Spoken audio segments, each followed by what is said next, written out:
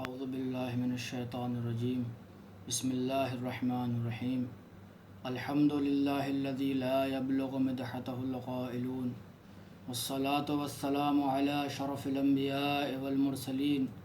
وعلی آلہ الطیبین الطاہرین اما بعد فقد قال اللہ تبارک وتعالی فی کتابہ الکریم وقولہ الحق بسم اللہ الرحمن الرحیم اذا الشمس کورت صدق اللہ العلی العظیم۔ السلام علیکم ورحمۃ اللہ وبرکاتہ۔ محترم ناظرین و محترم سامعین، ہم سورہ التکویر کی تفسیر پڑھ رہے ہیں۔ کل ہم نے اس سورہ کی 6 آیات کی تفسیر کو پڑھنے کا شرف حاصل کیا تھا۔ آج ہم آیت نمبر 7 سے اس سورہ کی تفسیر کا آغاز کریں گے۔ بسم اللہ الرحمن الرحیم۔ وَإِذَا النُّفُوسُ زُوِّجَتْ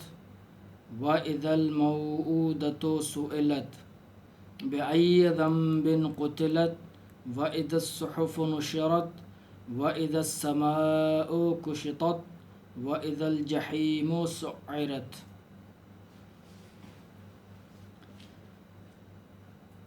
آیت نمبر 7 میں ارشاد خداوندی ہے، قبل اس کے کہ میں آیت کی تفسیر بیان کروں آج کے درس کی، ہم نے کل جو عرض کیا تھا وہ آثار قیامت کے حوالے سے عرض کیا تھا کہ جب قیامت آیا چاہے گی تو دنیا کا، کائنات کا، آسمان و زمین کا کیا منظر ہوگا، کیا آثار نمودار ہوں گے کہ جس سے انسان یہ سمجھے کہ بس قیامت آیا چاہتی ہے۔ یہ عرض کیا تھا ہم نے، دریا کے حوالے سے عرض کیا تھا، پہاڑوں کے حوالے سے عرض کیا تھا، آفتاب و ماہتاب اور سیارات کے حوالے سے عرض کیا تھا۔ آج کا درس آیت نمبر 7 سے اس طرح سے ہے کہ وَإِذَا النُّفُوسُ زُوِّجَتْ۔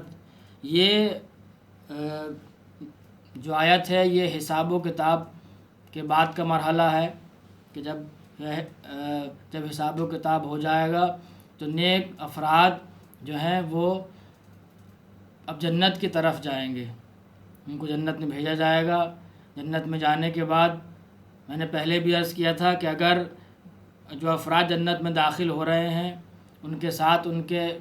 اہل خانہ بھی اگر جنت میں داخل ہو رہے ہیں تو وہ اپنے اہل خانہ کو پہچانیں گے اور ان کے ساتھ ان کو وہاں رہنے کا شرف حاصل ہوگا، اپنی زوجہ کے ساتھ اپنی زوجہ کے ساتھ رہنے کا شرف حاصل ہوگا، زوجیت میں اور معیت میں۔ لیکن اگر خدا نخواستہ ان کے اہل خانہ جنت میں نہ جا پائیں تو وہ افراد مایوس نہ ہوں۔ خداوند عالم نے جنت میں اس طرح سے انتظام کیا ان افراد کے لیے کہ جو ہے حوریں خداوند عالم ان کے نصیب وہاں کرے گا، جیسا کہ قرآن میں مختلف مقامات پر ارشاد ہے، حوروں کے حوالے سے، حوروں کے ساتھ ان کی تزویج کے حوالے سے۔ وَإِذَا النُّفُوسُ زُوِّجَتْ، اور ان افراد کی جو ہے ان کو تزویج ان کی جائے گی، وہاں اہل خانہ کے ساتھ رہیں گے یا حوروں کے ساتھ ان کی وہاں جو ہے تزویج کی جائے گی۔ آیت نمبر 8، وَإِذَا الْمَوْءُودَةُ سُئِلَتْ۔ یہ آیت اہم ترین آیت ہے اس سورہ کی اور اپنے اندر ایک اہم مفہوم لیے ہوئے ہے۔ یہ آیت موعودہ ان بچیوں کو کہا جاتا ہے کہ جنہیں زندہ دفن کر دیا جاتا ہے۔ موعودہ ان بچیوں کو کہا جاتا ہے کہ جنہیں زندہ دفن کر دیا جاتا تھا۔ تو ارشاد خداوندی ہے کہ وَإِذَا الْمَوْءُودَةُ سُئِلَتْ، ان بچیوں سے سوال کیا جائے گا۔ کس بارے میں سوال کیا جائے گا؟ بِأَيِّ ذَنبٍ قُتِلَتْ، کہ کس جرم میں تمہیں جو ہے قتل کیا گیا۔ اگر آپ تاریخ عرب کا مطالعہ کریں تو اسلام کے آنے سے پہلے عرب کا ماحول بےحد خراب، بےحد جاہلیت کا ماحول، قتل و غارت، فتنہ و فساد، فحاشی اپنے عروج پر، تمام خرابیاں اپنے عروج پر تھیں اسلام کے آنے سے پہلے عرب میں، جس میں سے ایک بڑی جہالت اور بڑی خرابی یہ تھی کہ وہ افراد اپنی بچیوں کو زندہ دفن کر دیا کرتے تھے۔ عورت کا وہاں پر کوئی مقام نہیں تھا، صنف نسواں کی اس وقت کوئی عزت نہیں تھی، بلکہ تذلیل اور تحقیر کی نگاہ سے صنف نسواں کو دیکھا جاتا تھا، اور کوئی قدر و قیمت اور ارزش کہ وہ کسی ارزش کے صنف نسواں کے حوالے سے قائل نہیں تھے۔ صرف اس عنوان سے صنف نسواں کو رکھا کرتے تھے کہ کام کرنے کے حوالے سے جو ہے، خادمہ کے حوالے سے جو صنف نسواں کی ان لوگوں کی نظر میں جو ہے قدر و قیمت تھی۔ اور اس میں سے ایک بڑی خرابی، جیسا کہ میں نے عرض کیا، قرآن بھی اسے بیان کر رہا ہے، وہ یہ ہے کہ جب ان کے ہاں کوئی جو ہے ولادت ہوا چاہتی تھی تو تاریخ میں مکتوب ہے، اور علماء تفاسیر بھی لکھتے ہیں کہ ایک گڈھا جو ہے وہ کھودا جاتا تھا اور حاملہ خاتون کو اس پر بٹھایا جاتا تھا، اور نیچے کوئی چیز ایسی لگائی جاتی تھی کہ جس سے بچہ اس چیز میں رک جائے۔ تو وہ دیکھا کرتے تھے کہ نومولود کہ جنس کیا ہے، بچی ہے، دختر ہے یا پسر ہے۔ اگر پسر لڑکا ہوا کرتا تھا تو اس کو وہ اٹھا لیا کرتے تھے، لیکن اگر لڑکی ہوتی تھی تو اس کو ایسے ہی گڈھے میں سیدھا وہ چھوڑ دیا کرتے تھے، اور زندہ بچی کو جو ہے وہ اس پر مٹی ڈال کر اس کو دفن کر دیا کرتے تھے، وہی اس کی قبر بچی کی بن جایا کرتی تھی۔ اور بعض جگہ تاریخ میں ایسا بھی ملتا ہے کہ جیسے اگر کوئی خاتون حاملہ ہونے کے وقت اس خوف سے کہ اگر بچی پیدا ہوئی تو میرا مرد، میرا شوہر اسے زندہ دفن کر دے گا، وہ کہیں چلی جایا کرتی تھی، اور پھر جب وہ بچی کچھ بڑی ہو جاتی تھی، 4 سال کی یا 5 سال کی، اور اس شخص کو یہ معلوم ہوتا تھا کہ یہ میری بچی ہے، تو وہ بچی کو زبردستی اٹھا کے لا کر اس کے سامنے اس کی لحد بناتا تھا، اور اسے اس لحد میں قبر میں اتار کر بچی چیختی رہتی تھی کہ بابا مجھے کس جرم میں تم دفن کر رہے ہو، میں نے کیا کیا ہے، میری کیا غلطی ہے، مجھے زندہ دفن نہ کرو، میں اس میں مر جاؤں گی، میرا دم گھٹ جائے گا۔ لیکن اس ظالم شخص پر، ظالم باپ پر جو ہے کوئی اثر نہ ہوتا تھا، اور وہ اس پر مٹی ڈال کر اس کی قبر بنا دیا کرتا تھا۔ اس طرح کا وہ ماحول تھا۔ ایسے ماحول میں جب اسلام کا سورج نمودار ہوا، اسلام کا خورشید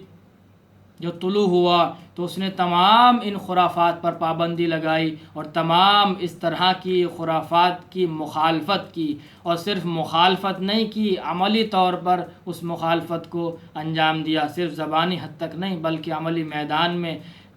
پیغمبر اعظم حضرت محمد مصطفیٰ صلی اللہ علیہ وآلہ وسلم دین مبین اسلام کو لے کر آئے، اور انہوں نے دین اسلام کی دعوت شروع کی، اور اس طرح کی تمام خرافات پر پے در پے، اسٹیپ بائی اسٹیپ، ہلکے ہلکے پابندی لگاتے چلے گئے، اور انہوں نے بتایا کہ دیکھو عورت کی قدر و قیمت کیا ہے، صنف نسواں کی قدر و قیمت کیا ہے۔ عورت ایک بارزش موجود کا نام ہے، ایک بارزش انسان کا نام ہے، بے ارزش چیز کا نام نہیں ہے، بلکہ خداوند عالم نے صنف نسواں کو مختلف کمالات اور مختلف فضائل سے مزین کیا۔ کچھ ایسی خصوصیات صنف نسواں میں پائی جاتی ہیں جو مرد حضرات میں نہیں پائی جاتی۔ اسی لیے خداوند عالم نے ماں کا مقام کو باپ سے زیادہ بتایا۔ مختلف روایات میں ماں کے حوالے سے اور اس کی فضیلت اور عظمت کے حوالے سے جو ہے گفتگو ہے، اس لیے کہ بہرحال ماں کی زحمات اور ماں کی خدمات بچے کے حوالے سے زیادہ ہیں، اور صنف نسواں اگر نہ ہو تو زندگی کا تصور محال ہے، اور کائنات کا تصور محال ہے۔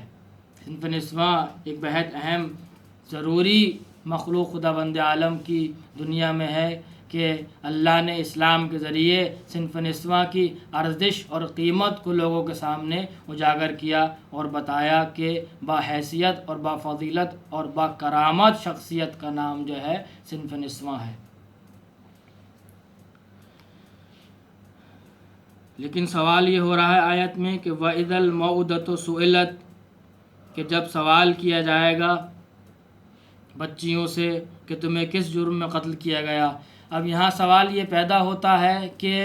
قاتل سے سوال کیا جاتا ہے کہ تو نے کیوں قتل کیا، مقتول سے سوال نہیں کیا جاتا۔ یہ بات دنیا کی نہیں، یہ بات اس وقت کی ہے جب حشر میں دوبارہ سب کو زندہ کیا جائے گا اور سب کا حساب و کتاب کا مرحلہ شروع ہوگا۔ اس وقت ان سے سوال کیا جائے گا، بچیوں سے، کہ تمہیں کس جرم میں قتل کیا گیا۔ گویا یہ سوال اس لیے کیا جا رہا ہے تاکہ ان کے اندر ایک جرأت اور ایک ہمت، ایک حوصلہ پیدا ہو، تاکہ خداوند عالم کی بارگاہ میں سوال کریں کہ اے پالنے والے، ہمیں کس جرم میں قتل کیا گیا، اور ان سے پوچھ، ان افراد سے پوچھ کہ جنہوں نے ہمیں زندہ دفن کیا۔ تو خداوند عالم کا سوال ہوگا ان افراد سے کہ تم نے کس جرم میں ان بچیوں کو زندہ دفن کیا۔ میں نے ان بچیوں کو رحمت بنا کر بھیجا، اور رحمت کسی اور کے لیے نہیں بلکہ پہلے مرحلے میں تیرے لیے ان بچیوں کو رحمت بنا کر بھیجا، لیکن تو نے میری رحمت کی کوئی قدر و قیمت نہ جانی اور میری رحمت کو زندہ زمین میں دفن کر دیا۔ اب وہ وقت ہے کہ تیرے اوپر بھی کسی طرح کا رحم نہ کیا جائے گا اور تجھے جہنم کی آگ میں جلایا جائے گا۔ آیت نمبر 10، وَإِذَا الصُّحُفُ نُشِرَتْ، اور اس وقت تمام افراد کے نامہ اعمال کھولے جائیں گے۔ صحف یعنی نامہ اعمال، نشرت یعنی نشر کیے جائیں گے، بیان کیے جائیں گے، پڑھے جائیں گے۔ تمام افراد کے اعمال تمام خلائق کے سامنے پڑھے جائیں گے، تاکہ جن افراد کا اعمال نامہ اچھا ہے، جن افراد کے اعمال نامے میں نیکیاں لکھی ہوئی ہیں، جب ان افراد کا اعمال نامہ پڑھا جائے گا تو وہ افراد سرخرو ہوں گے اور خوشحال ہوں گے۔ لیکن جن افراد کا اعمال نامہ اور ان کے اعمال نامے میں نیکیاں نہیں پائی جاتی بلکہ گناہ پائے جاتے ہیں اور گناہ سے بھرا ہوا ہے ان کا اعمال نامہ، تو جب ان کا اعمال نامہ پڑھا جائے گا تو وہ افراد بھی تمام خلائق کے سامنے شرمندہ ہوں گے اور نادم ہوں گے اور افسوس کریں گے اور خواہش ظاہر کریں گے کہ اے کاش ہم دنیا میں اب دوبارہ چلے جائیں، پالنے والے کاش تو ہمیں دنیا میں دوبارہ بھیج دے، تاکہ اب اگر ہم دنیا میں جائیں گے تو صرف و صرف نیکیاں ہی انجام دیں گے، عمل بد کے قریب بھی نہ جائیں گے۔ لیکن اس وقت صرف یہ افراد حسرت ہی کر سکتے ہیں، امید ہی کر سکتے ہیں، خواہش ہی ظاہر کر سکتے ہیں۔ وہاں اب کچھ نہیں ہو سکتا، اب مرحلہ صرف جزا اور جو ہے سزا کا ہے۔ وَإِذَا السَّمَاءُ كُشِطَتْ، اور جب آسمان کا جو پردہ ہے وہ سمیٹ لیا جائے گا۔ کشطت کا لغوی معنی ہے پردے کو سمیٹنا، یعنی مراد یہ ہے کہ انسان کے سامنے زمین اور آسمان میں پردے حائل ہیں۔ ذکر